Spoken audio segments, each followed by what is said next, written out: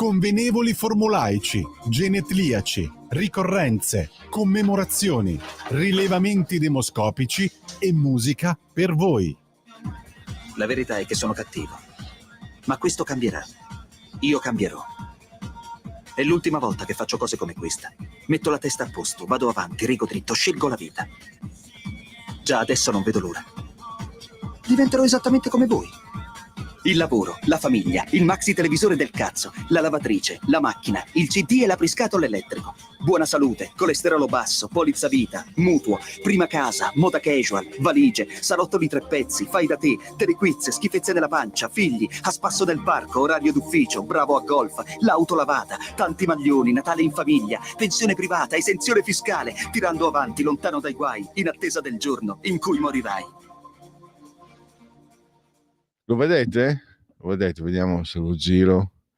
Ecco, questo libello che ho comprato con le mie tasche, con i miei soldi, ci tengo a precisarlo, come faccio sempre con tutto il mio materiale di lavoro.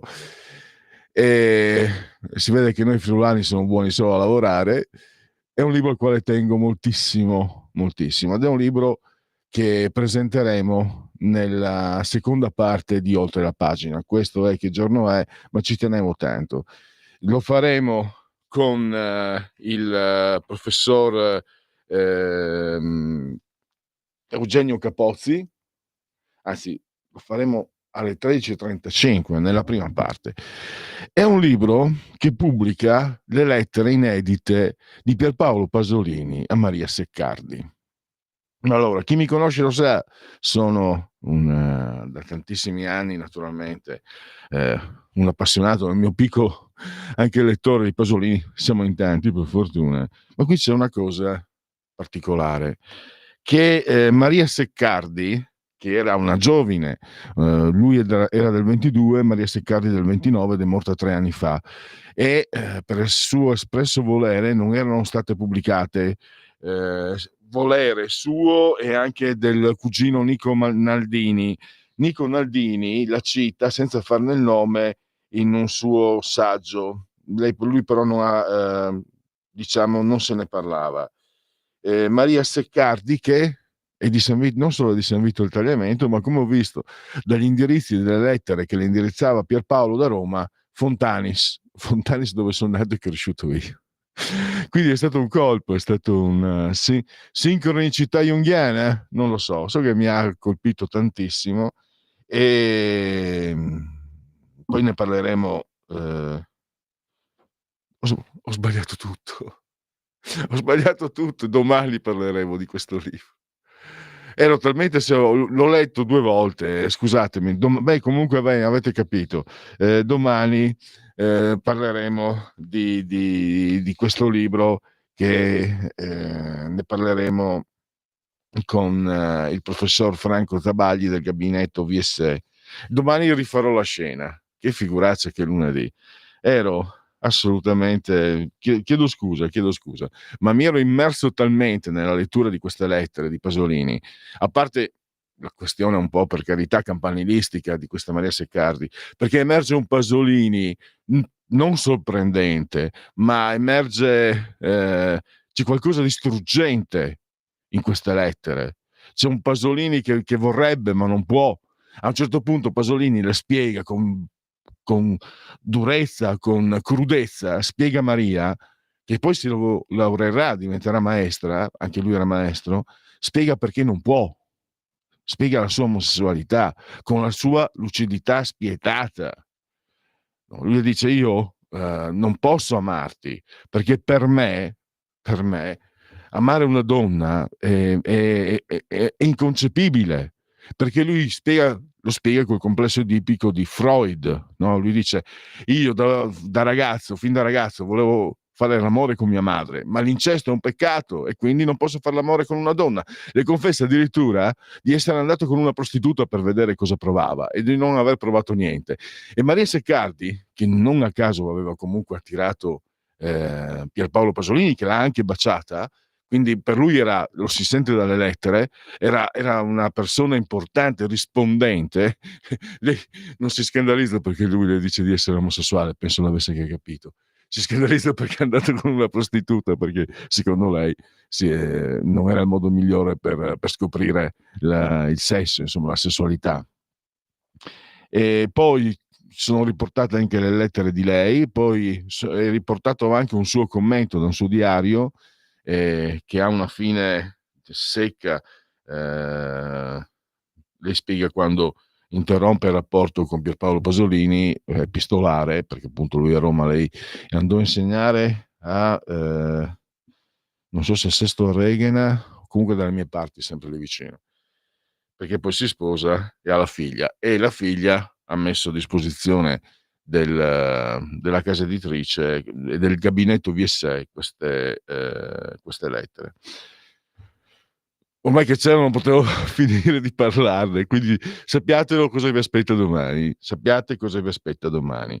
Invece non è meno interessante, per me Pasolini è passione, ma è molto interessante quello di cui parleremo, quindi andiamo proprio Radio Libertà, che giorno è? Sinossi delle interviste che sentirete più tardi, a partire dalle 13.35, perché il professor Eugenio Capozzi, che abbiamo altre volte intervistato, ha fatto anche un libro, vi ricordate, abbiamo parlato con lui, Politicamente corretto, e ha scritto questo libro che si chiama Libertà o potere, ascesa e declino delle Costituzioni, Libri editore, 14 euro, 122 pagine. È un libro molto interessante perché si rivede il principio della costituzionalità. Negli anni 90, faccio il riassunto breve, voi lo sapete, se volete che intervenire voi dire la vostra, o anche via WhatsApp, e chiedo ancora scusa per la topica, non mi è mai successo, ma ormai evidentemente sto perdendo ineluttabilmente colpi, non sono giovane e magnifico come il nostro Francesco sulla tolla di comando in regia tecnica. 0292 94 7222 340 670 9659. Allora, probabilmente credo che gli over 30 non abbiano mai sentito parlare della Costituzione come dagli anni 90 in poi. Chi aveva 20, 30, 40, 50 anni negli anni 90, alzi la mano se aveva sentito entrare nel dibattito politico e anche socioculturale la Costituzione. Qualcuno poi si è inventato uno slogan completamente idiota e fuorviante: la Costituzione italiana la più bella del mondo, no? E io mi ricordo che quando sentivo queste corbellerie dicevo: ma perché le altre le hai lette? Hai letto quella inglese per caso? No, quella inglese non la puoi leggere perché non esiste in forma scritta. Quindi cosa parli? Cosa dici? E poi il compito di una Costituzione cos'è? Un concorso di bellezza? No, la Costituzione è quella parte, per fortuna poi arriva il professor Capozzi a spiegarlo, io posso solo fare indegnamente un riassunto, è quella parte che contiene, a partire dalla Costituzione degli Stati nazionali, quindi dal Medioevo in avanti, contiene quelle indicazioni sulla convivenza, sul diritto, quindi non puoi usarla come viene usata ripeto, in Italia da 30 anni seguo poco, devo essere sincero, sono un po' provinciale in questo. Quello che succede in Germania, in Francia, c'era il periodo in cui perlomeno ogni giorno vi offrivo le prime pagine dei giornali esteri, e francamente non mi sarà sfuggito, ma in Francia, Germania, Spagna, Regno Unito, Olanda, Danimarca, questi dibattiti speciosi, ogni piè sospinto, la Costituzione più bella del mondo. Ve l'hanno tirato fuori questa cosa solamente perché la Lega, se vi ricordate, nasce con i principi federalisti e per applicarli la Lega parlava di cambiare la Costituzione. Allora, da quella volta che si sono accorti che c'è la Costituzione senza sapere probabilmente nemmeno cos'è.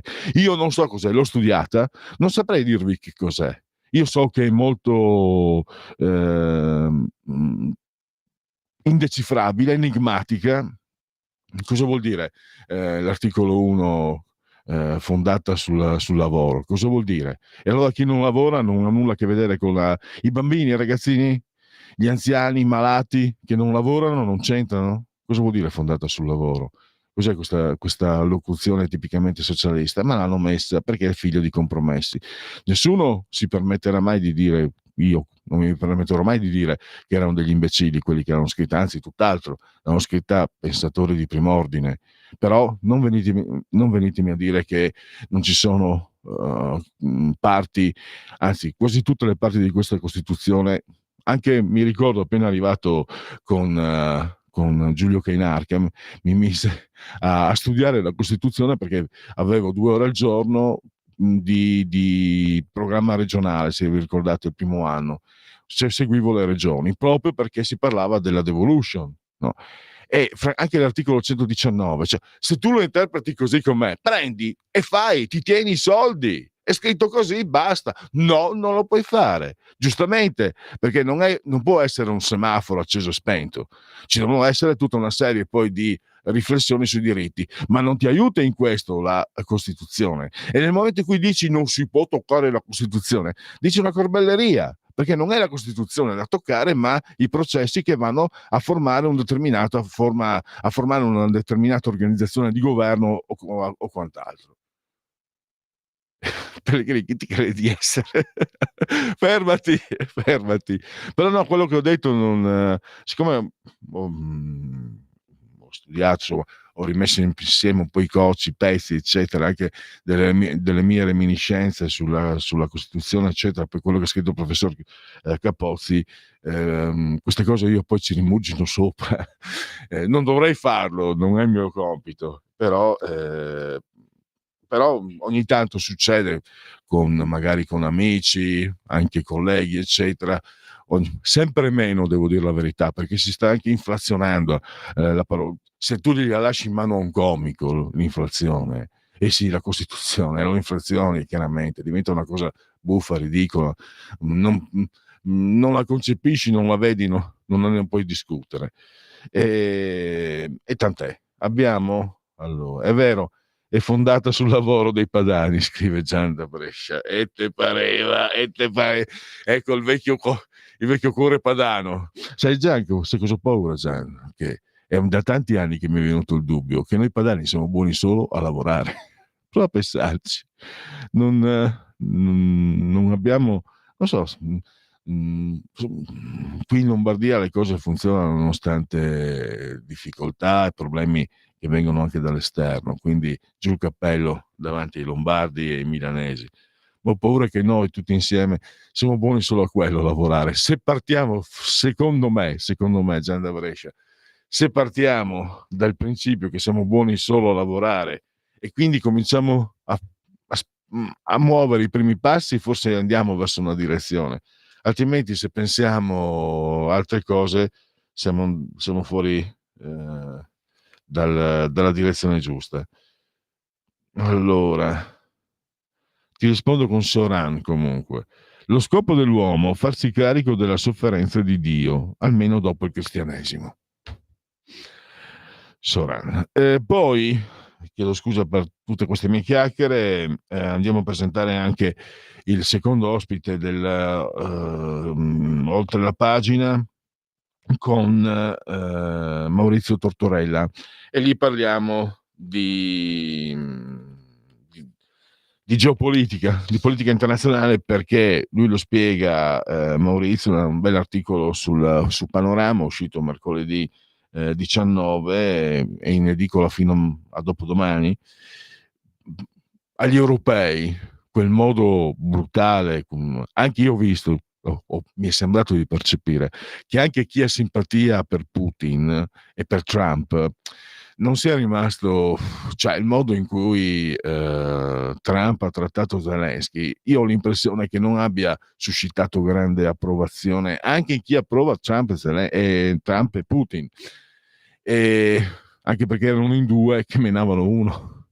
Io mi sono permesso di osservarlo dal punto di vista basico, proprio di branco. Due che menano uno non è mai un bello spettacolo, sono due vigliacchetti che menano la vittima, diventa vittima quello che viene in mezzo.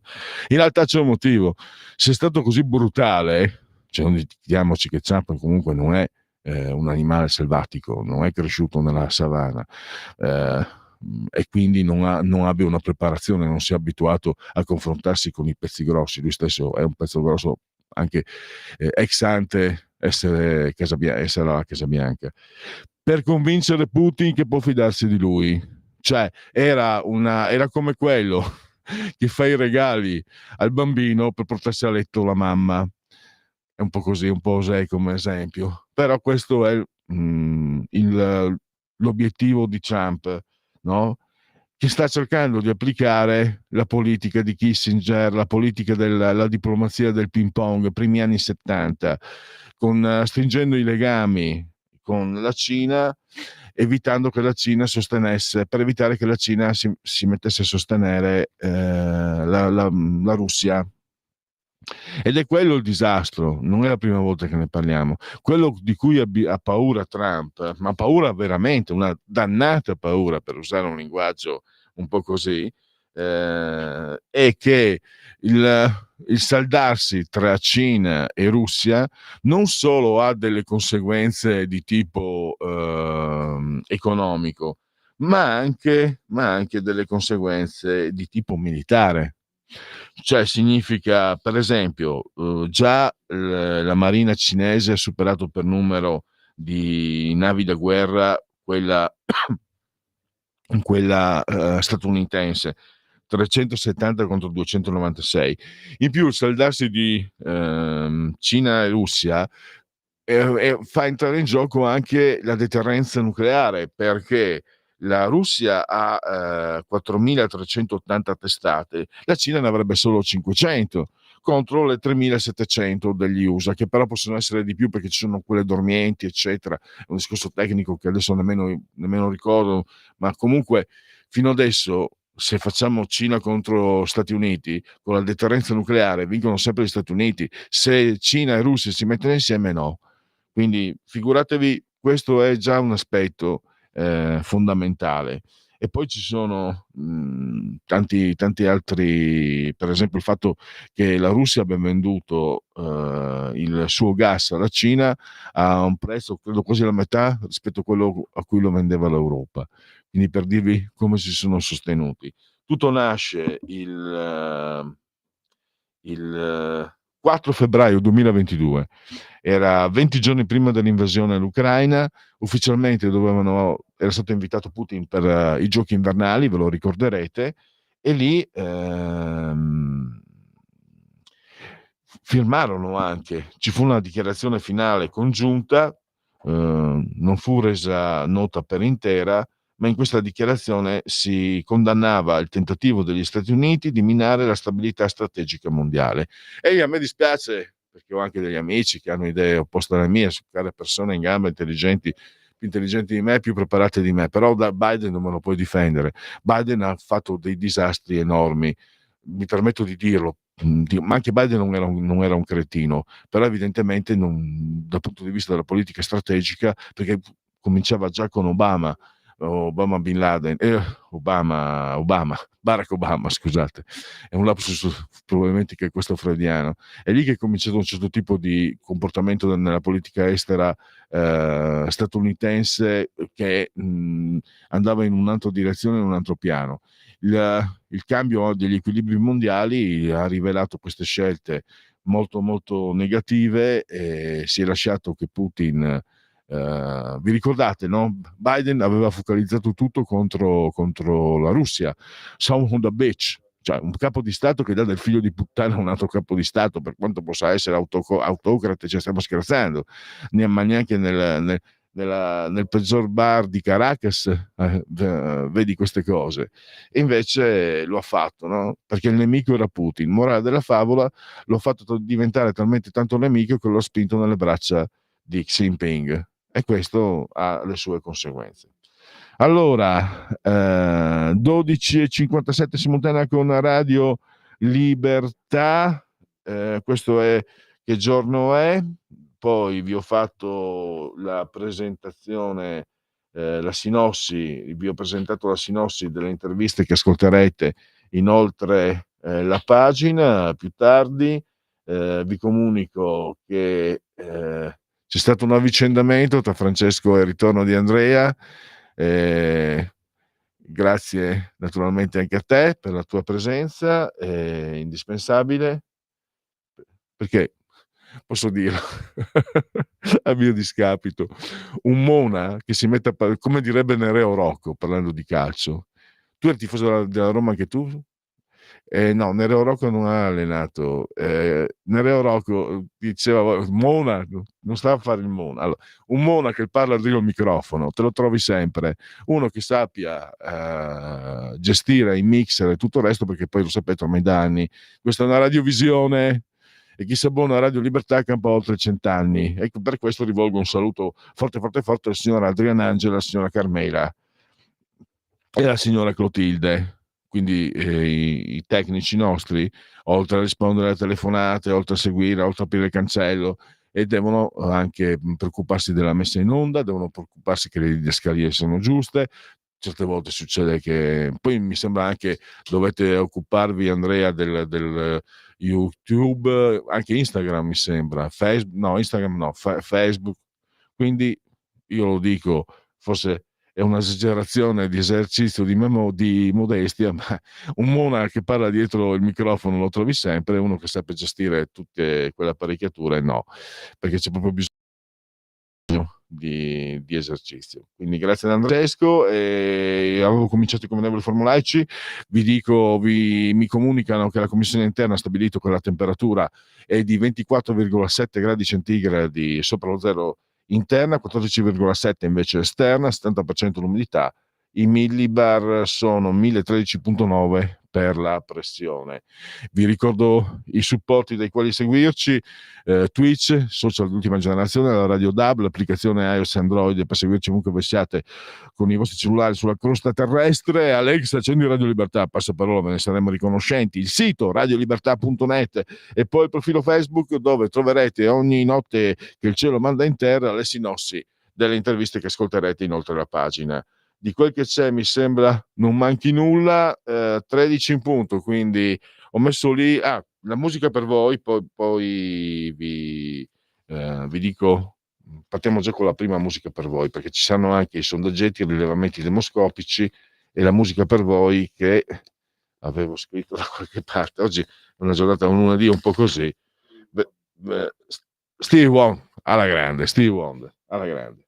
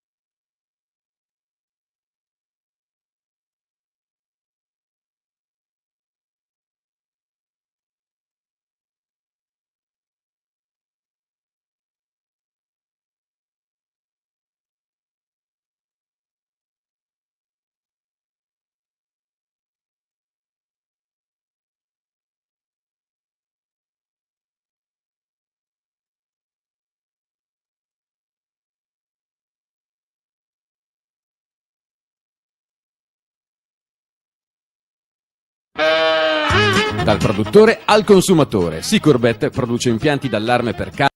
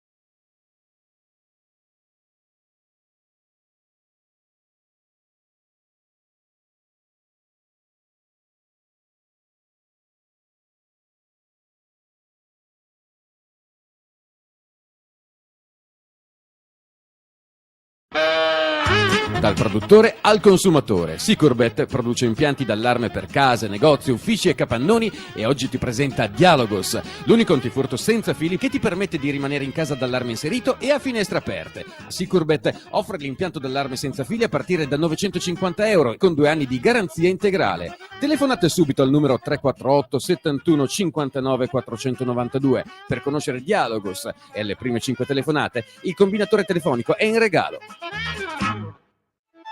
Stai ascoltando Radio Libertà, la tua voce libera, senza filtri né censure, la tua radio. Sì, Andrea, che queste chiacchiere qua che facciamo, secondo me, potremmo anche farle, a parte che non ci riveliamo segreti. Parlavamo degli affitti qui a Milano con Andrea, che poi chiaramente si estendono fino anche all'area di 20-30 km fino a Monza. E francamente, datevi una calmata perché voi avete sicuramente, voi che affittate avete sicuramente il gioco a vostro favore della domanda e dell'offerta, però io non so, i nostri stipendi non crescono come il vostro affitto e quindi state attenti, è minaccioso, però io non sopporto poi la questione, non sono comunista, quindi cioè, ti prendi affitto dove puoi permettertelo. Sono chi occupa le case, non vi dico quello che farei, tanto ho visto che in giro ci sono gli articolo 52 che si sta muovendo prima o poi, così quasi parlo, è un tema molto delicato. Gli articolo 52 sono quel gruppo che va in giro già 2 o 3 volte, hanno picchiato gli scippatori, alcuni Maranza, eccetera, eccetera. E non mi stupirei se prima o poi cominciassero ad andare nelle case occupate, magari case di persone anziane che muoiono praticamente perché questi gli hanno occupato le case. Chi segue le trasmissioni su Rete 4 di Giordano lo sa meglio di me, lo seguo anch'io comunque, tra l'altro. Ci sono delle situazioni in cui, se questi articolo 52 entrano nella casa occupata da quei personaggi che ci fa vedere Giordano e li cacciano fuori, non senza far del male, ma li prendono per le orecchie e li cacciano fuori, secondo me questo articolo 52 diventano veramente dei santi, anche se è un modo da vigilantes che non va bene, però io sono anche stufo di vedere queste, perché le seguo sempre anch'io, perché chiaramente ti attirano anche come giornalista oltre che come cittadino. Quando vedi questi farabutti, si può chiamarli farabutti, no? Uno che entra in casa degli altri e si fa mantenere praticamente perché non paga l'affitto, quegli altri gli pagano anche le spese, eccetera. Quando vedi questi che addirittura sono loro che chiamano i carabinieri e la polizia, e la polizia va di corsa, che se mi entrano e ladro in casa e chiamo carabinieri e polizia, la polizia non viene così di corsa, chiaro? Però quando li chiamano questi signori arrivano di corsa e rompono le balle ai giornalisti. Non rompono le balle, è esagerato. Comunque, ecco, se uno va lì a prendere questi qua per le orecchie senza fargli male e li caccia via, per me è fantastico. Cioè, vorrei farlo io. Lo raccontava anche Vittorio Feltri, era successo a Bergamo, raccontava una signora anziana, era andata dal farmacista, visite mediche eccetera, si era sentata per qualche ora, è tornata e ha trovato la casa occupata, è andato a chiamare il figlio che era al bar nella pausa pranzo, il figlio muratore bergamasco, e già quando ho detto muratore bergamasco ho detto tante cose, ha chiamato altri 4 suoi colleghi, sono andati in questo appartamento della signora, hanno trovato chi li aveva occupati, erano in 2 o 3, adesso non mi ricordo, che lo fossero al secondo piano, li hanno fatti volare dal secondo piano.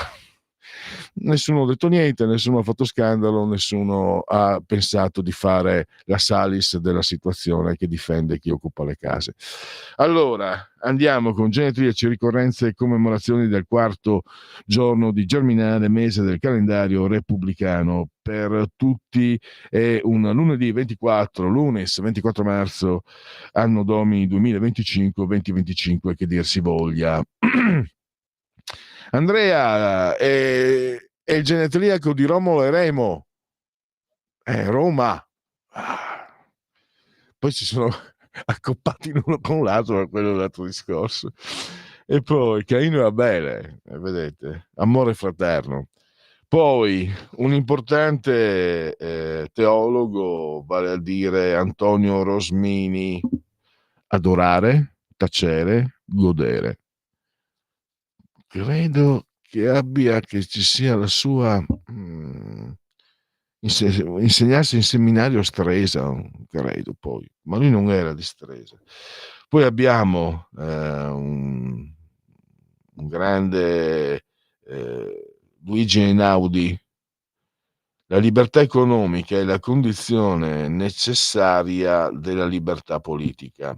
Ecco, Rosmini era di Rovereto, Trento, ma poi c'è la sua tomba a Stresa. Luigi Einaudi è stato anche il presidente della Repubblica Italiana, stranamente è stato presidente della Repubblica Italiana ed è considerato uno dei massimi pensatori liberali del Novecento. È uno dei massimi pensatori liberali italiano, ma non solo. Lo hanno anche fatto in Italia diventare Presidente della Repubblica, ma il pensiero liberale in Italia, trovatemelo. Cioè il pensiero sì c'è, ma in politica non ha trovato traduzione. Poi abbiamo Henry Houdini, un celeberrimo superlativo, è diventato... la sua fama è continuata postuma grazie a più di mi ricordo un bellissimo film con Tony Curtis. Tra l'altro, curiosamente, Houdini era ebreo ungherese e Tony Curtis era anche, che non si chiamava proprio Tony Curtis, era ebreo ungherese anche lui, e lo impersonò in un film bellissimo. Una sua frase: se solo mi ricordassi cosa avviene dopo Abra, farei sparire l'intero pubblico. Io mi ero appassionato da ragazzo, avevo letto, trovato diciamo delle ricostruzioni sia nei film ma poi anche scritto, ed era davvero oggi probabilmente Houdini sarebbe era già celebre all'epoca, oggi lo sarebbe molto di più. Poi il grande Joseph Barbera, di origine sicula, ma americano, Hanna-Barbera. Quanti ne hanno fatti Hanna-Barbera? Hanno fatto i Flintstones, Wilma dammi le clava, poi Yogi, Bracobaldo, Lupo De Lupis, Magilla Gorilla. È stato...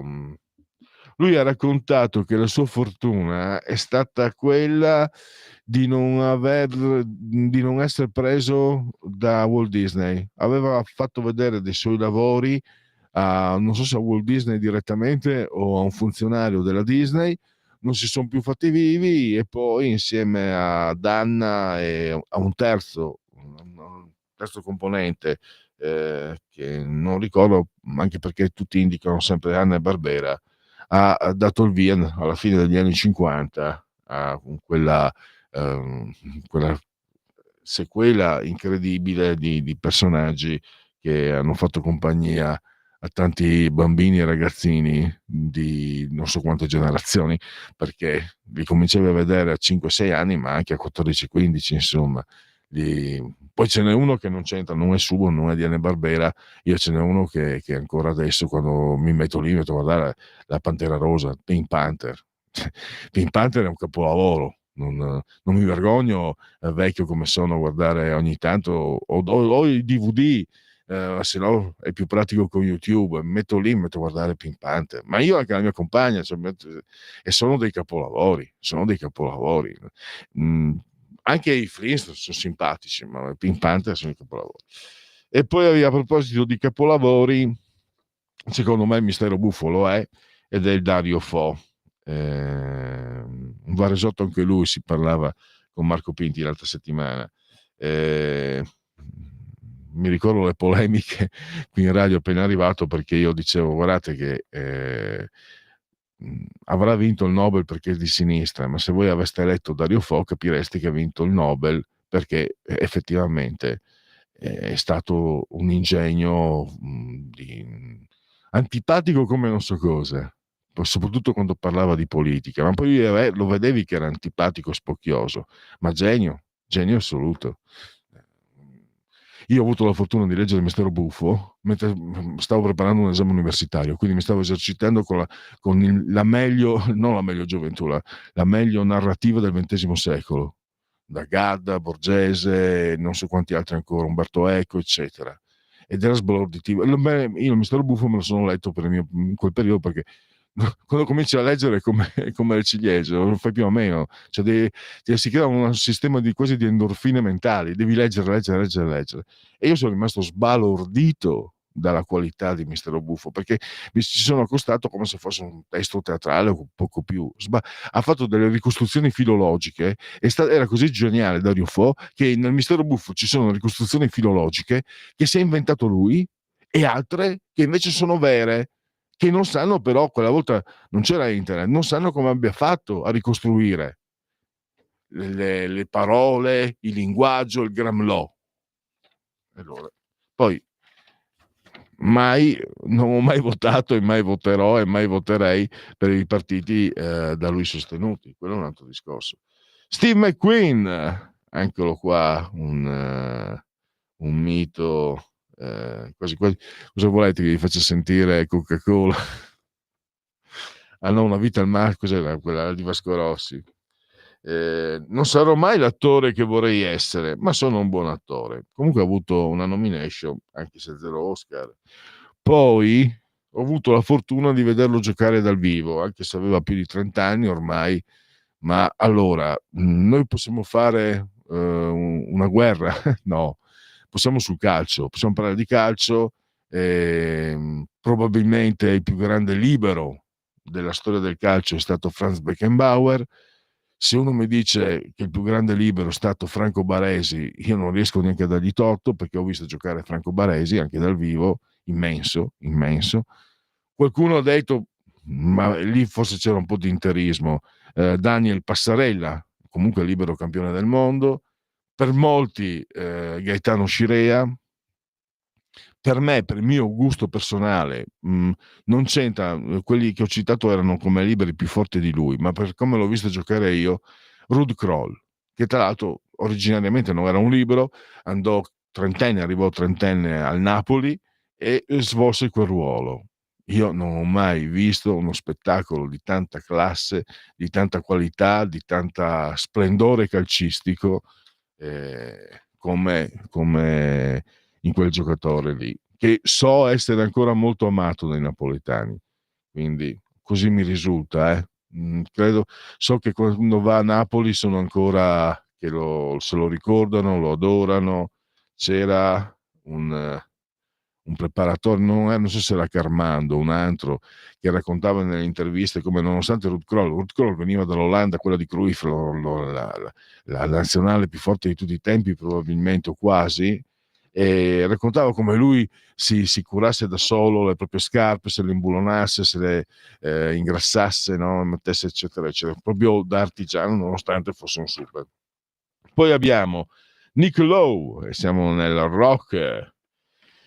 Allora, una leggenda metropolitana narra che Giorgio Gori a Mediaset abbia iniziato come maestro di tennis, non so se di Silvio Berlusconi o del fratello Paolo, questa è la leggenda. Di sicuro Giorgio Gori ha fatto un carrierone, perché e tra le sue grandi colpe, lui è un personaggio di sinistra, nessuno glielo rimprovera, ha portato in Italia il Grande Fratello, che per me è stato l'inizio della fine socioculturale di questo paese. Sì, il Grande Fratello è stato come un veleno tossico, un virus che si è inoculato nelle menti degli italiani, e secondo me gli effetti si vedono tutti. Sono molto moralista e snob in questo, me ne rendo conto. Poi abbiamo eh, Susan Kerner, 1919 Luftballons, Nena, ve la ricorderete, sono sicuro. Poi avete sentito la canzone che è andata in onda alle 13, che Andrea ha mandato in onda alle 13, faceva parte della colonna sonora della Signora in Rosso, e la protagonista era Kelly LeBrock, che due sono le canzoni che ho messo, una è Where Science e poi quella di prima. E, tra l'altro tra l'altro, no, non c'è altro da aggiungere. Un genetriaco di un'altra attrice molto, molto bella, anche lei anglosassone, però ho scoperto che la meravigliosa Jessica Chastain è il papà spagnuolo.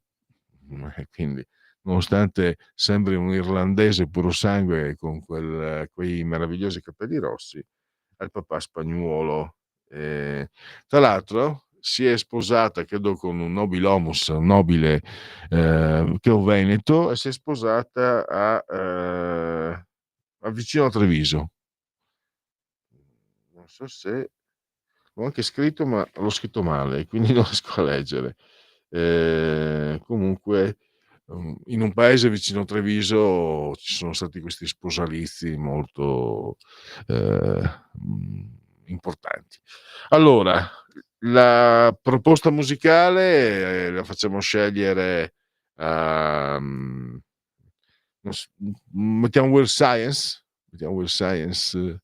con, e poi riprenderemo tra pochissimi minuti con i rilevamenti demoscopici, i sondaggetti.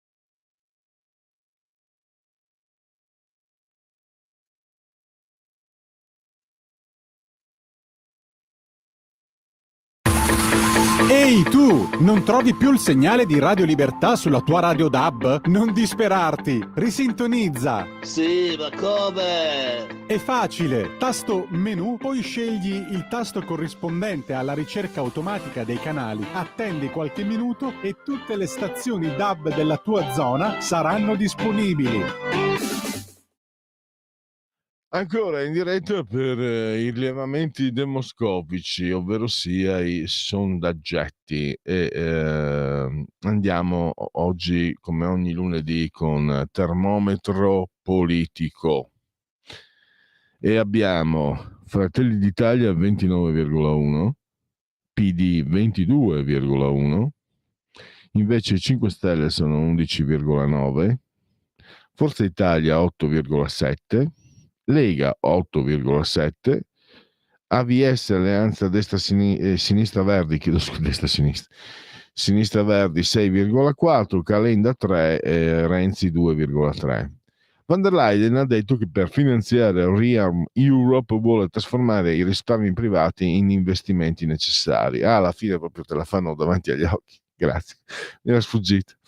Cosa intendeva secondo lei? Punta a raccogliere fondi tramite l'emissione di titoli come BTP, ma europei, che i cittadini possono comprare, 50,9. Pensa a nuove tasse sui contribuenti, soprattutto imposte patrimoniali, 11,4. È possibile che ci sia un prelievo sui conti correnti dormienti, 4,2. Ci potrebbe essere un prelievo forzoso da tutti i conti correnti come quello del 1992, 23,1. Non sanno rispondere, 10,4. Rispetto a un anno fa, com'è cambiata la sua situazione economica personale? Molto migliorata, 2,4, è un po' migliorata, 12,3, è rimasto uguale, 44, è un po' peggiorata, 29,9, è molto peggiorata, 10,5, non risponde, 0,9. Se ci fosse un partito guidato dal generale Vannacci e da Marco Rizzo, lei prenderebbe in considerazione di votarlo? Sì, lo voterei sicuramente, 5,6%. Lo prenderei in considerazione, il 13,1%. È improbabile, ma non mi sento di escluderlo, 12,9%. Certamente no, 67,1%. Non sanno, non intende rispondere, 1,3%. Ha fiducia nel presidente della Commissione europea Ursula von der Leyen, molto 3,8, abbastanza 19,9, quindi 23,7, meno di un cittadino su 4 ha fiducia in Ursula von der Leyen, che pure è diventata presidente. Poco per nulla, siamo 3 su 4 praticamente, perché sono 75,4%. 0,9 non sa, 46, 56, 66, 75,4%. 3 su 4 hanno poco per nulla fiducia, addirittura per nulla, quindi ampiamente negativo il 46%. Eppure là, complimenti. Ha fiducia nel Presidente del Consiglio Giorgia Meloni, 26,9, 40, 41,8. Un po' alla volta, proprio decimali, sta crescendo. 10,5, 47, 57,8 invece non ha, poco o per nulla, 47,3 per nulla, e poi 0,4 non risponde. Poi ci sono le statistiche in occasione della giornata mondiale dell'acqua, celebrata ogni anno il 22 marzo, Istat pubblica un approfondimento. Nel 2022 i prelievi di acque minerali naturali a fini di produzione sono in lieve flessione rispetto all'anno precedente, meno 0,8. Poi nell'annata agraria 2019-2020 l'autoapprovvigionamento idrico ha utilizzato per più di un terzo della superficie agricola irrigate.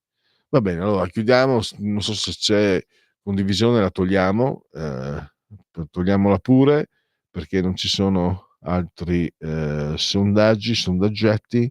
Sono le 13:30 in punto, addirittura sono puntuale. Fatemi leggere solo un'apertura. Mattarella, inaccettabili i dazi, spero prevalga il buon senso. Il capo dello Stato ha risposto alle domande di alcuni ragazzi in occasione dell'anniversario della firma dei trattati di Roma sull'integrazione europea. Statisti coraggiosi idearono l'Europa è un modello di straordinario successo, dice. Servono decisioni veloci. È incredibile come coincidano le opinioni di Sergio Mattarella e di Roberto Benigni, che Lorenzo, un fedele ascoltatore, un fedele affezionato ascoltatore, mi ha fatto vedere una cosa orrenda dove Benigni parla dell'Unione Europea, l'istituzione più bella creata dagli esseri umani negli ultimi 5.000 anni. Va bene, pausa. Avete ascoltato Che giorno è? Scegliete la vita. Scegliete un lavoro. Scegliete una carriera. Scegliete la famiglia. Scegliete un maxi televisore del cazzo. Scegliete lavatrici, macchine, lettori CD e apriscatole elettrici.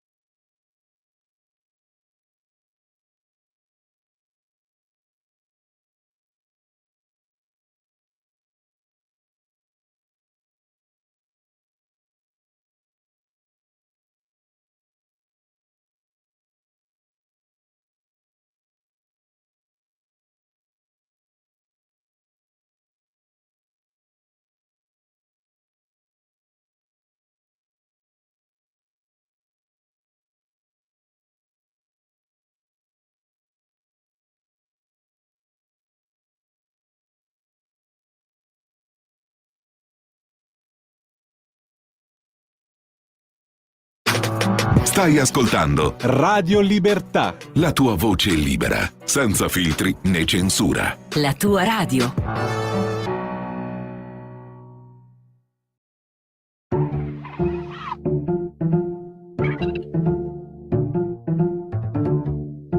Va ora in onda Oltre la pagina.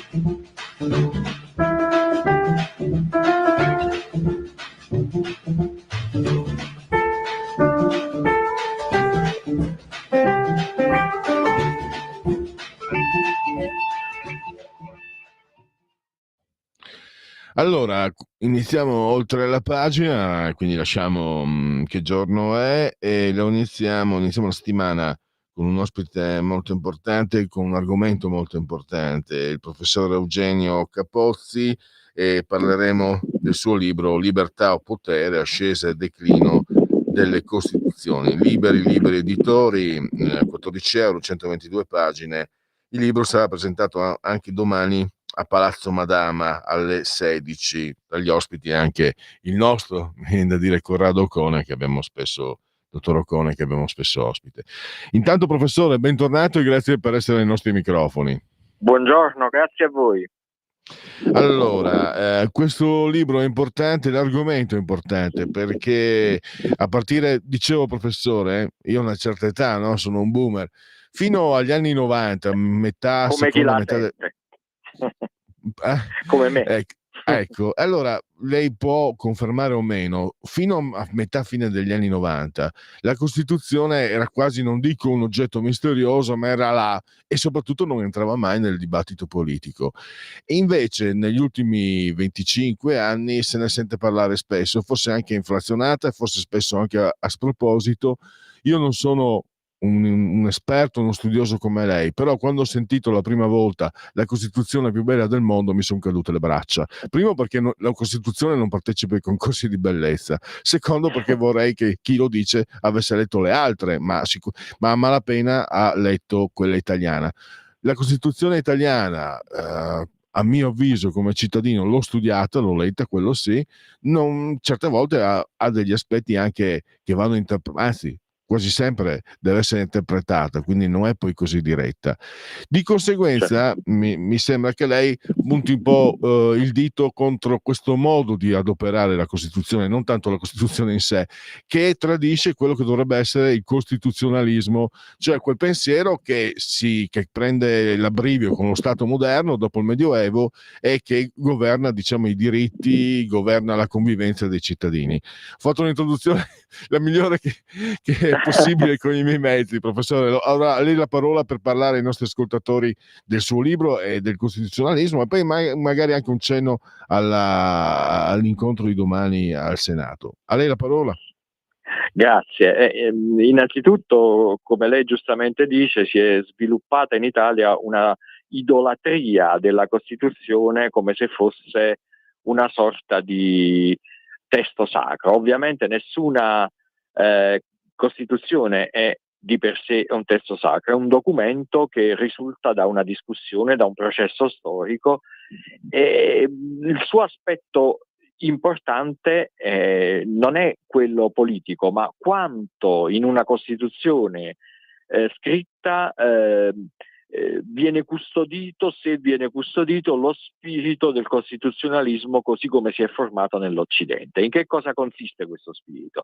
Consiste in un'idea di essere umano che vede l'essere umano come qualcosa di sacro, come qualcosa di inviolabile, e quindi vede il potere non come un fine, ma come uno strumento purtroppo necessario, ma che si deve sempre limitare e si deve fermare davanti alla dignità e alla libertà degli esseri umani. Quindi questo è lo spirito del costituzionalismo, origina dall'umanesimo ebraico cristiano, che vede in ogni individuo umano un riflesso del divino. Quindi il potere non può invadere la sfera, questa sfera sacra dell'essere umano che è al di sopra del potere. Ecco, quanto nelle nostre costituzioni liberal-democratiche di oggi resiste di questo spirito, fa il valore di queste costituzioni. Quindi non la lunghezza, non i dettagli e soprattutto non il fatto di aspettarsi che un documento come una Costituzione o qualsiasi legge possa portare la felicità attraverso la politica. La politica, le leggi, le istituzioni, il potere non possono portare né gli individui né le società alla felicità. Possono soltanto rispettare la nobiltà che c'è invece nell'uomo è evitare di fare danni. Quindi se una Costituzione è abbastanza efficace, vuol dire che evita che il potere possa fare danni eccessivi alla sfera dello spirito e del corpo, che sono sempre strettamente uniti nella nostra realtà naturale e sociale, dei singoli esseri umani e delle realtà sociali che si formano con l'associazione tra gli individui.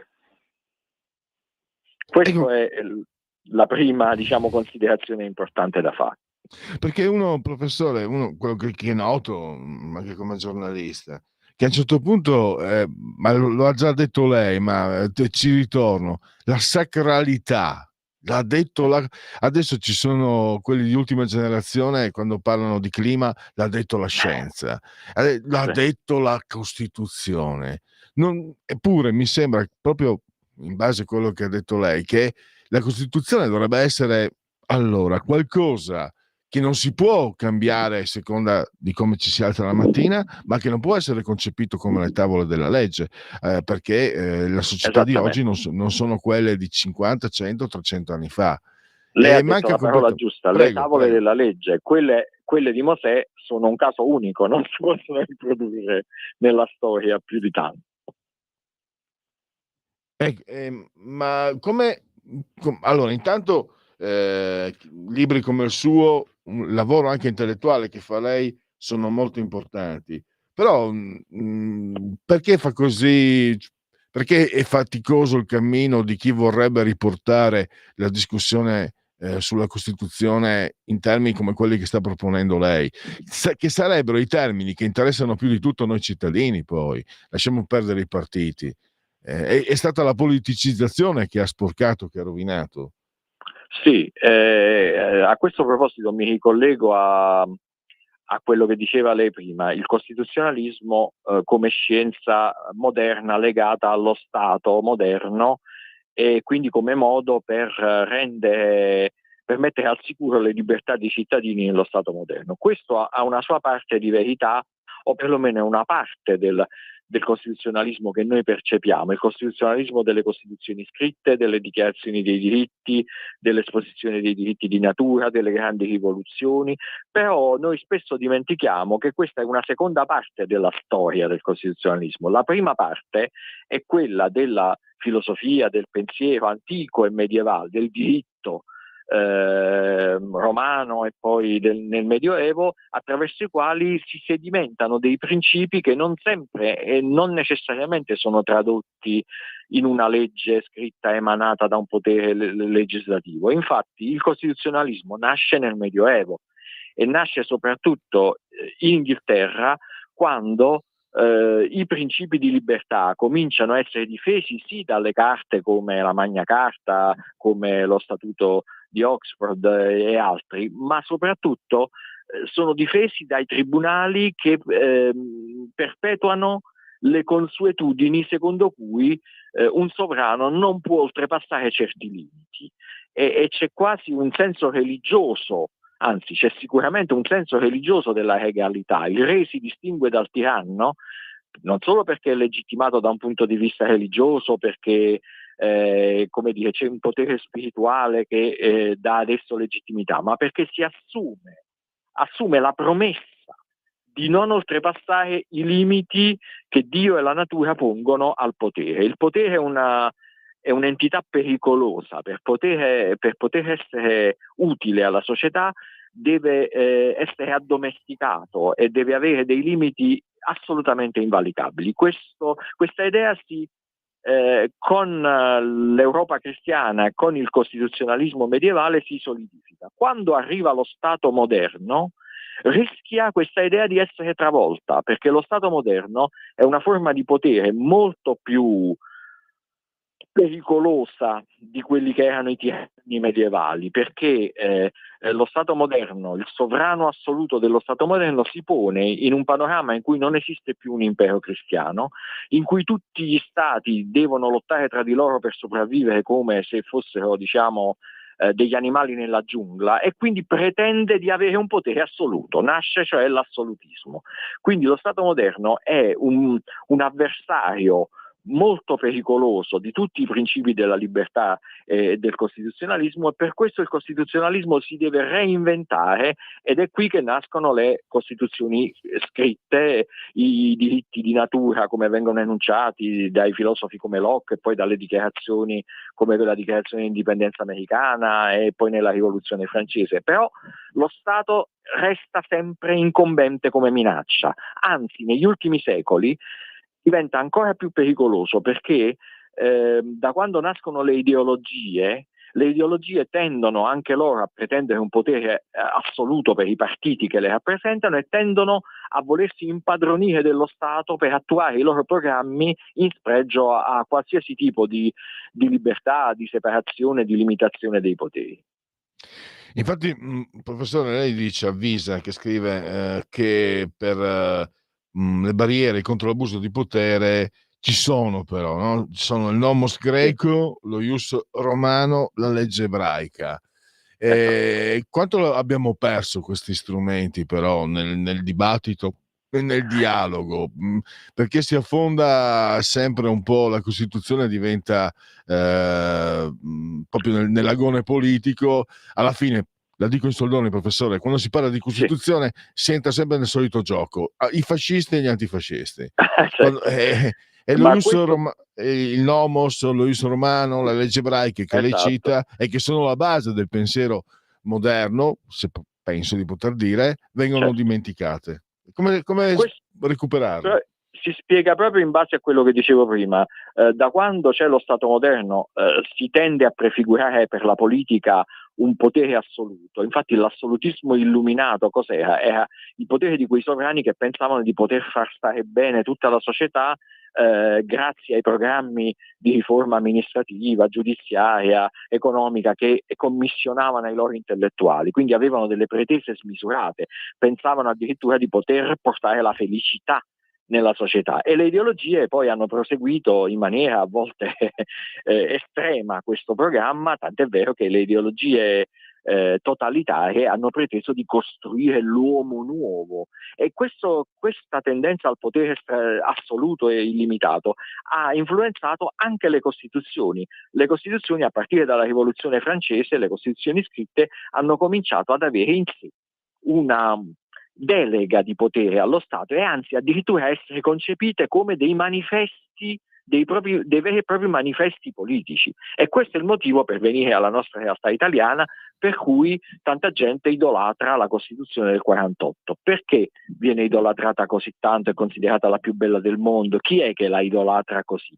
Quelli che hanno pensato che quella Costituzione fosse il programma di una rivoluzione sociale che doveva essere attuata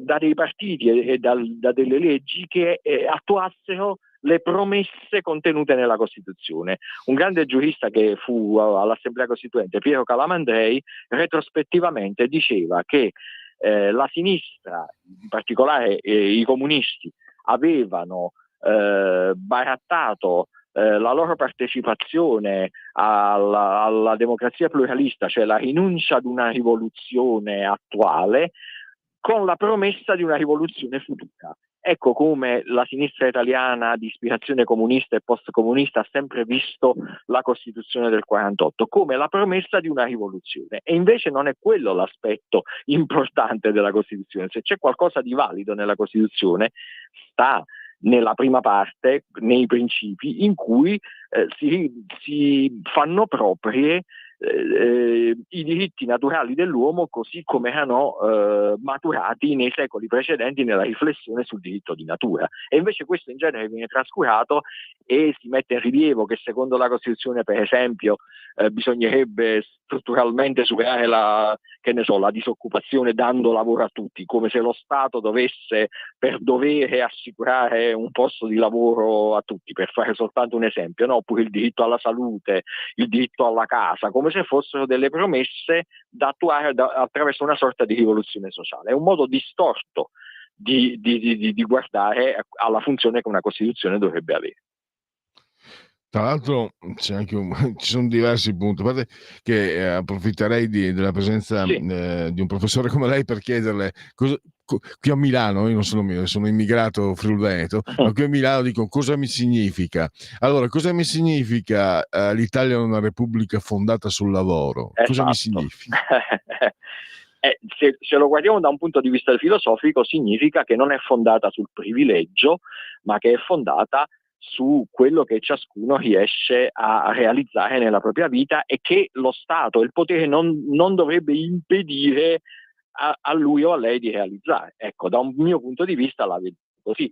Invece chi la vede come una promessa ideologica dice l'Italia è una repubblica fondata sul lavoro, quindi lo Stato ha il dovere di dare il lavoro a tutti, che è una cosa assolutamente che inconcepibile che è contraria a uno spirito costituzionale. Esatto, tanto io mi permetto di osservare, questa è una critica mia personale, non c'entra, non ho gli strumenti, però sì, la lingua italiana è il mio mestiere, quindi il mio strumento, non sono un letterato, ma è il mio strumento di lavoro e mi permetto di dire, quando leggo Valerio Onida, ho studiato la Costituzione diciamo, Sì. su un libro di Valerio Insigne giurista. Insegna, sì, però quando mi dice appena un po' ideologizzato. Quando lui mi dice è perfetta anche perché è stata immersa nell'Arno, cioè è stata rivisitata da insegni linguisti che la portassero ad avere un linguaggio comprensibile a tutti. No, secondo io rivendico il diritto di poterlo dire, non funziona, perché alla fine abbiamo un linguaggio ambiguo spesso e volentieri, quindi non è comprensibile a tutti. È un linguaggio ambiguo, bisogna dirlo storicamente. C'è chi in questi giorni ci dice che bisogna contestualizzare, no? Le cose, ce l'hanno detto a proposito del manifesto di Ventotene, bisogna contestualizzare, però poi lo idolatrano come se fosse un mito. Vabbè, ma questa è un'altra, allora, professore, questione. Lei mi provoca perché contestualizzano, esatto. Cioè noi dobbiamo contestualizzare. Io sinceramente avevo letto il federalismo di Spinelli e non è il mio idea, non c'entra niente con il federalismo, però loro comunque, i loro amici di sinistra che buttano giù le statue di Cristoforo Colombo negli Stati Uniti, quelli no, non devono contestualizzare. O quelli che lordano il monumento la statua di Indro Montanelli, no, quelli non devono contestualizzare. Noi quello sì, loro no. Mi perdoni, uno sfogo. No, condivido assolutamente. Appunto, dico, ecco, la Costituzione è anche un documento storico di un periodo storico, è il risultato di un dibattito politico, di un rapporto di forze, è un risultato di compromesso. C'erano dentro tante cose, c'era dentro il personalismo cattolico, c'era dentro il socialismo, c'era dentro anche il liberalismo, c'erano anche dei nobili principi liberali. Poteva essere meglio, poteva essere peggio, diciamo che sostanzialmente ha svolto la sua funzione nella vita politica italiana, non c'è stata una guerra civile, abbiamo convissuto bene o male grazie al fatto che eravamo comunque all'interno di un mondo occidentale che garantiva che certe libertà non venissero eccessivamente, diciamo, violentate. Ecco, quindi non dobbiamo, come dire, vedere la Costituzione come qualcosa da condannare o da abbracciare astrattamente. È un documento storico, va visto nel suo contesto, ne va apprezzato ne vanno apprezzati gli aspetti positivi. Ma appunto ciò che c'è di duraturo in essa sono quei principi che stanno soprattutto nella prima parte, che non si discostano troppo dalla tradizione giusnaturalistica, dalla tradizione dei diritti di natura, che è il vero filo che corre dall'antichità alla modernità, e che ha una sola richiesta fondamentale: limitare il potere. Il potere non deve essere considerato come qualcosa che può passare con le scarpe chiodate sulle esistenze, sulla coscienza, sulla libertà delle persone. Questa è la cosa fondamentale. Benissimo, allora ancora giusto un paio di minuti le rubo ricordiamo, perché a tutti gli interessati gli interventi, la presentazione di domani alla sala Giovanni Spadolini, piazza della Minerva 38. Ho letto che c'è l'ingresso è gratuito aperto, ma c'è la prenotazione obbligatoria a bible20@senato.it.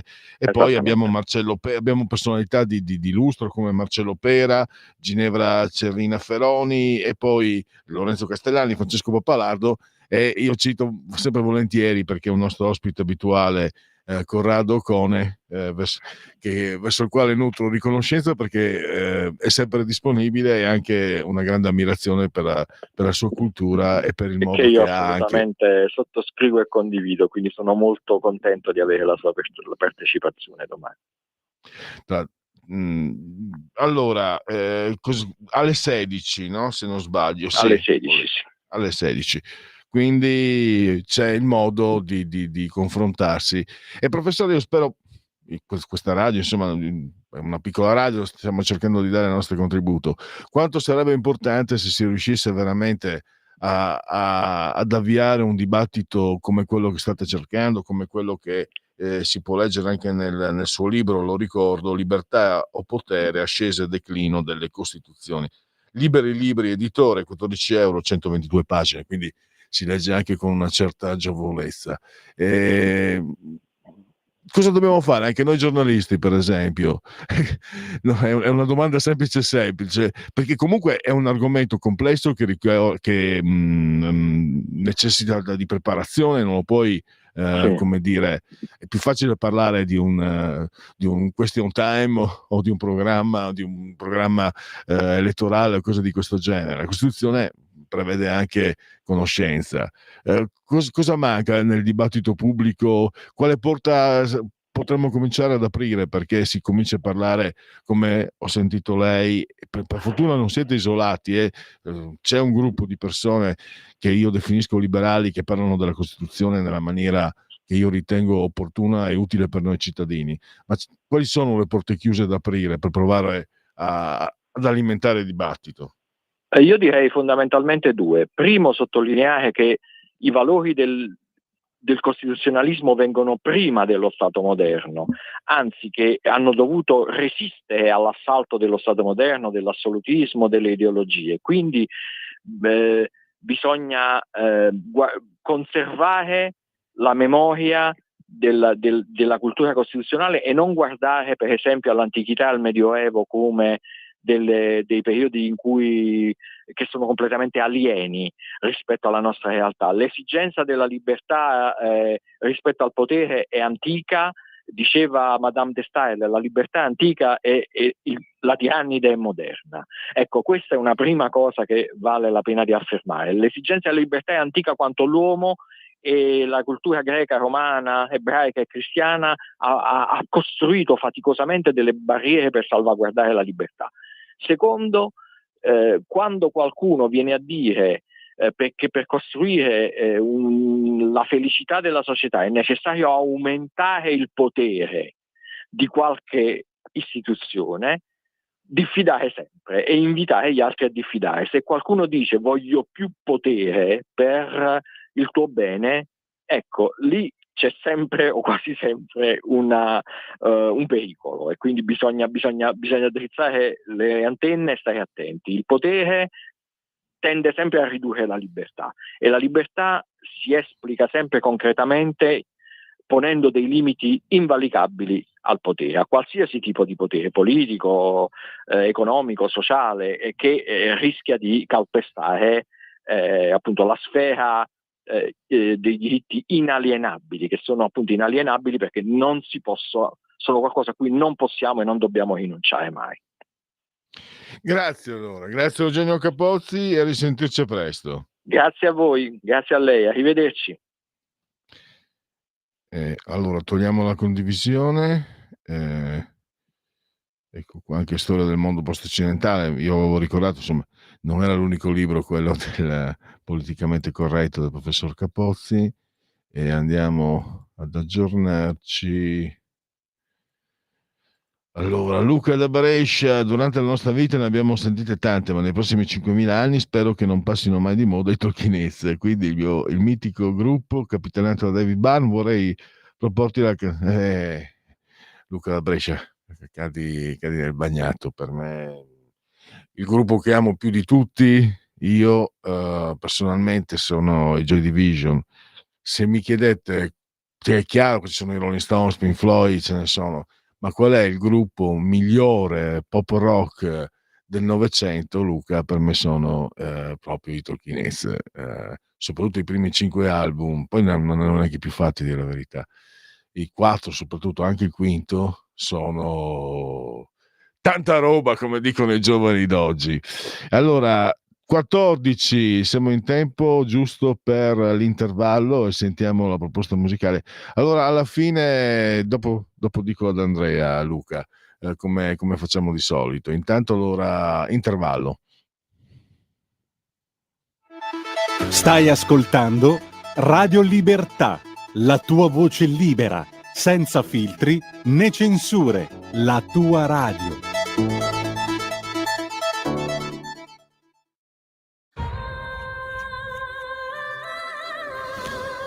Quando ero bambina, mia madre mi ha insegnato a fischiare, perché quando fischi è il cuore che canta. Provate a fischiettare, cantate un po' di più. Specchio servo delle mie brame, chi è la più bella del rame? Biancaneve. Disney presenta. Trovate Biancaneve. Ci divertiremo tanto! Ho avuto lo stesso pensiero. Qualunque sia A marzo. la scelta in mano mia e quella poi La fiaba si rivela. più amata di sempre sta arrivando. Da che parte devo andare? Disney Biancaneve. Dal 20 marzo solo al cinema. Arriva al cinema il nuovo documentario su Pino Daniele, uno dei più amati maestri della musica italiana. La vittoria di un popolo e di un sud che si fa valere. Con 31 canzoni originali e un inedito. Pino, diretto da Francesco Lettieri. Evento speciale al cinema, 31 marzo, 1 e 2 aprile. Il premio Oscar Robert De Niro hai preso una strada molto pericolosa. Interpreta il duplice ruolo di Frank Costello e Vito Genovese. Ma perché non abbiamo mai prese prima? Diretto da Barry Levinson. Che è successo? Dai creatori di Quei bravi ragazzi, Bugsy e The Irishman. Ho chiuso. Di Alton Heights, i due volti del crimine. Dal 20 marzo al cinema.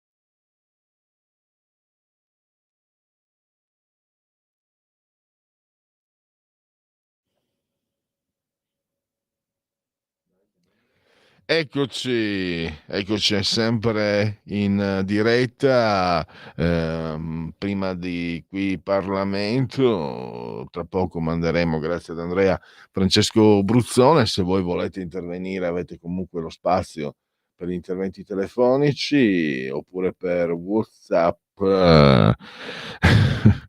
Questo di chi è? Vediamo, non è firmato, però è un meme. Allora tu mi stuzzichi, tu mi provochi, mi sta a provocare, e allora ti risponderò. Intanto la tengo in attesa questa frase, perché sicuramente non può che far sorridere in molti. Riso amaro, un po'. Temo che la frase "per governare ci vogliono i coglioni" da noi sia stata fraintesa. Tra l'altro, un conto essere al governo e un conto essere al potere, perché qui fanno anche i furbi su quello. Grazie comunque, perché allora ti rispondo con Cioran, ascoltatore di cui non leggo il nome. Non c'è malattia da cui non potrebbe guarirci una lacrima che iniziasse a cantare. Questo è il visionario Cioran. Vediamo allora se c'è una telefonata, altrimenti vediamo. Allora, c'è una telefonata, quindi diamo spazio a chi ci ascolta e poi partiremo con qui Parlamento. Vediamo chi c'è al di là della cornetta. Ormai la cornetta non esiste più. Allora, pronto? La parola a chi ce l'ha? Pronto? Pronto? Sì, buongiorno. Buongiorno Pellegrino, ogni tanto ci sentiamo, sono Mario da Rieti. Sì, Mi fa buongiorno. sempre sentire, se anche gran parte delle cose che dice non sono d'accordo, però questo è il bello della democrazia. Vede Pellegrino, questa deve essere una radio, penso, che deve fare il controcanto alla, diciamo, informazione ufficiale, no? E del politicamente scorretto. Siccome adesso poco fa ho visto le immagini, io ho già affrontato un'altra volta questo argomento un paio d'anni fa con lei. Il trionfo dell'ipocrisia, ho visto le corone di fiori, il Mattarella, il Presidente del Senato, alle Fosse Ardeatine. Allora, la gente non sa una cosa particolare, che quello fu, al di là delle cazzate che ha detto la Russa, non era vero che quelli erano degli orchestrali e cose, quelli erano divisione Bozen associata all'SS, erano gente terribile. Che il crimine delle Fosse Ardeatine è stata un'atrocità orrenda, però dobbiamo anche capire le cause e la storia. Anche Pannella, che certamente non era un fascista, mise in dubbio la validità di quell'attentato. Ora, quell'attentato fu politicamente e concettualmente folle, inutile, stupido. Faccio notare che gli americani in quel momento erano a meno di 40 chilometri da Roma, un tiro di schioppo. Stavano arrivando, va bene? E quell'attentato fu una faida all'interno tra comunisti. Scrisse un bellissimo libro allora Pierangelo Maurizio, tra quelli di trotskisti di Bandiera Rossa e il Partito Comunista, che fu disapprovato, sottolineo Pellegrini, disapprovato da tutto il CLN, la condannò. Fu un suicidio, fece un attentato i signori Bencivenga e la sua compagna, poi medaglia d'oro della Resistenza, non si sa di cosa, con un secchio dell'immondizia pieno di chiodi per fare più danni. E morirono 33 altoatesini. In più, nessuno lo dice, morirono, si informi Pellegrini, magari la gente non lo sa, un bambino di 12 anni, tal Michele o Vincenzo Zuccheretti, non ricordo, la cui testa rotolò per tutta Via Rasella. Chi conosce Roma sa com'è fatta Via Rasella, va bene? E quell'attentato, va bene? Non è vero poi che mise i bandi e cose varie. E morì anche un civile di passaggio, va bene? E fu fatto con i chiodi. È stato moralmente, concettualmente, politicamente una follia totale per una faida interna tra comunisti, condannati da tutti quelli del CLN che condannarono questo attentato. Quindi diciamo, io odio l'ipocrisia, diciamo che è giusto onorare quei morti innocenti, giustamente, però odio l'ipocrisia, questo qua è le corone di fiore, le cose, senza dire quello che c'è dietro, perché è politicamente scorretto. Ripeto, da lì, ciao. Va bene, grazie a Mario. Un'altra telefonata. Pronto? Buongiorno signor Pellegrini Zetta.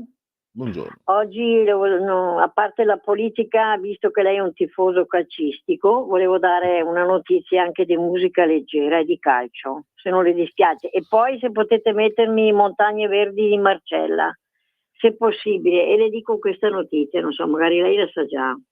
Perché Marcella Bella, la cantante che quest'anno mi sembra è arrivata l'ultima al Festival di Sanremo con il brano Pelle di Diamante, si consola con una grande soddisfazione. La sua celebre canzone Montagne Verdi, con il testo adattato in tedesco, è diventato l'inno ufficiale dei tifosi del Bayern Monaco.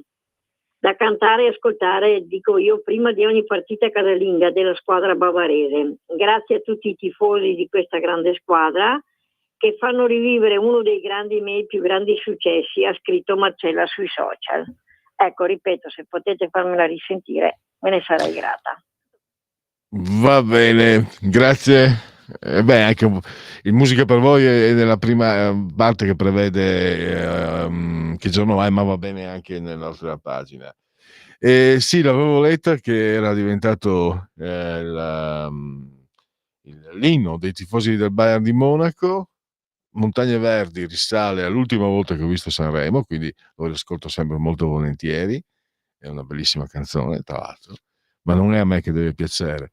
E quindi la rifaremo sentire dopo qui Parlamento, dopo Francesco Bruzzone.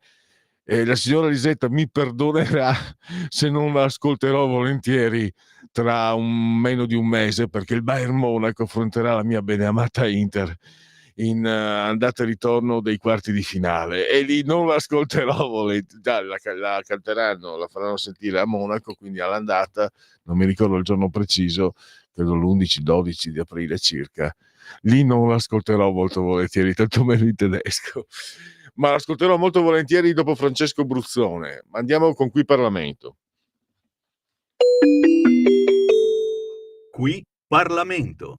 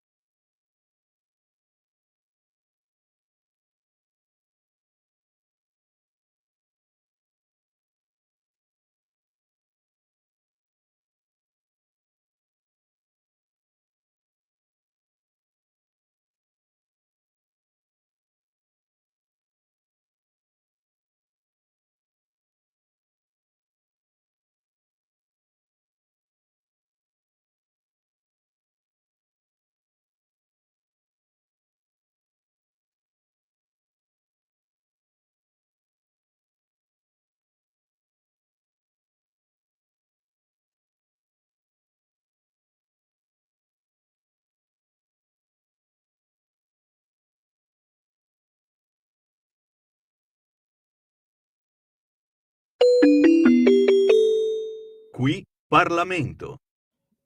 Ed eccoci, siamo ancora. Fammi passare, mi dai l'audio anche per gli ascoltatori di questa cosa che sto mandando adesso. Tu sei per me la più bella del mondo. E Carlina che ha mandato è un amore profondo.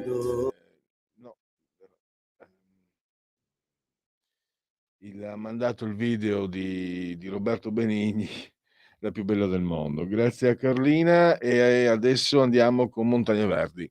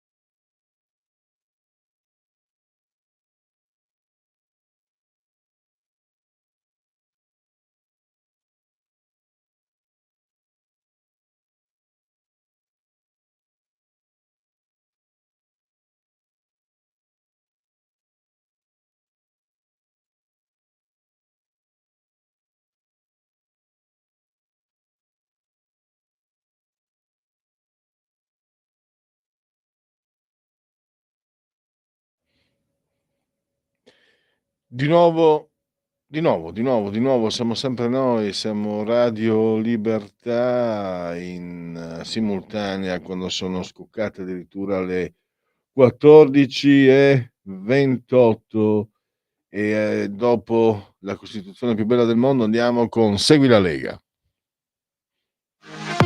Per la tua pubblicità visita il sito radiolibertà.net.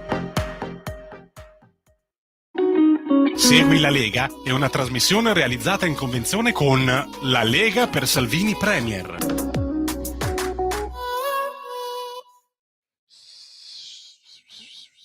Segui la Lega prima che la Lega seguisca te la Pellegrina o segua te la Marciana. Sono sul sito legaonline.it, scritto legaonline.it. Si possono fare tante di quelle cose su questo sito che manco ve lo immaginate. per esempio firmare per difendere chi ci difende, il sostegno alle forze dell'ordine, e in questo modo, firmando sul sito della Lega, darete anche forza ai contenuti delle proposte leghiste nel DDL sicurezza. Poi abbiamo la possibilità di iscrivervi, molto semplice, molto facile, si versano 10 euro, lo si può fare anche tramite PayPal, senza nemmeno che siate iscritti, vi sia la necessità che siate iscritti a PayPal. Poi vi verrà recapitato il codice fiscale, dopo il codice fiscale e le altre informazioni richieste, vi verrà recapitata la maggiore per via postale, ma se di mezzo c'è una posta italiana, noi raccomandiamo ampi, profondi e calorosi gesti apotropaici alle femminucce, ai maschietti e tutti i sessi previsti, anche quelli non previsti, la tessera Lega Salvini Premier. Poi il redazionale del 2 per 1000, con la gioia noi vi chiediamo il D43 per sostenere la Lega. Sono soldi che lo Stato, che ha lo Stato, a voi non costa nulla, cioè non vengono sottratti a voi questi soldi nella maniera più assoluta, sono soldi già perduti, però almeno possiamo dire allo Stato spendili in questa direzione, in questo caso D43 per la Lega nel 2 per 1000, D di Domodossola, 4 il voto in matematica, 3 il numero perfetto. Le apparizioni radio-televisive di loro, degli eroi della Lega, vale a dire gli esponenti politici: Massimo Garavaglia oggi pomeriggio alle 17:15, Economia Sky TG24, Raffaele Stancanelli, europarlamentare a Cusano TV, sempre oggi Radio Cusano TV 17:30. Questa sera Rete 4, Quarta Repubblica 22:30, Simonetta Matone. Mercoledì alle 10:05 del mattino Rai Radio 1 con Riccardo Molinari, il presidente dei parlamentari leghisti a Montecitorio. 14:31, stop.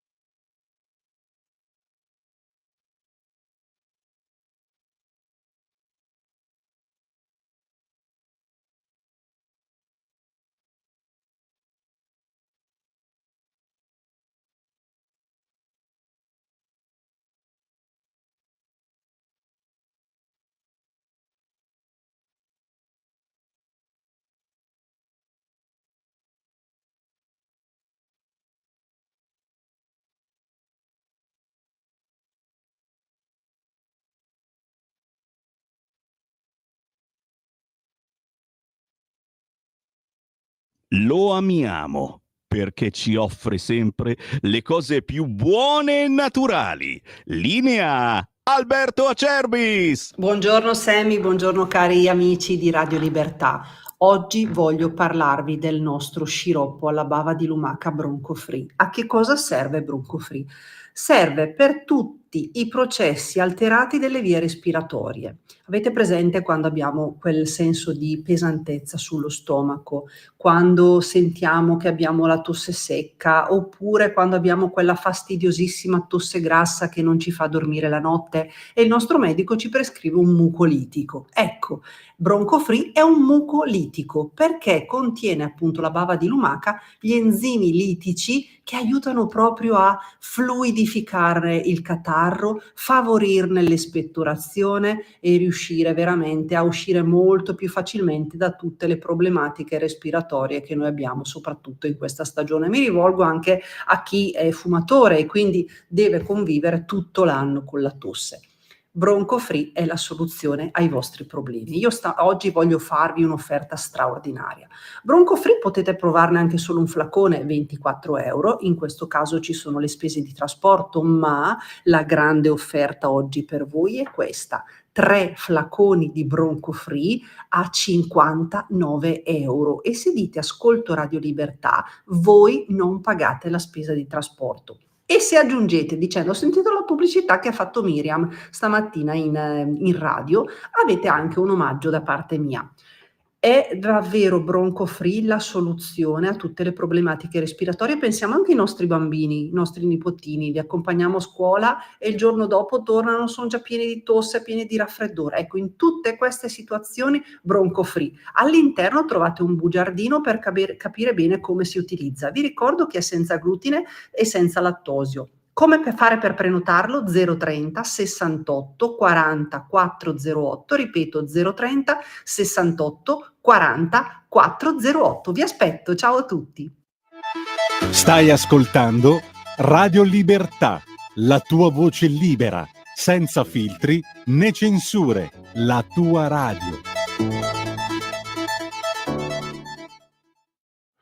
Eccoci sempre in simultanea quando sono scoccate le 14.37, oltre la pagina Radio Libertà, e abbiamo al microfono, al telefono Maurizio Tortorella di Panorama. Bentornato Maurizio, grazie per essere qui con noi.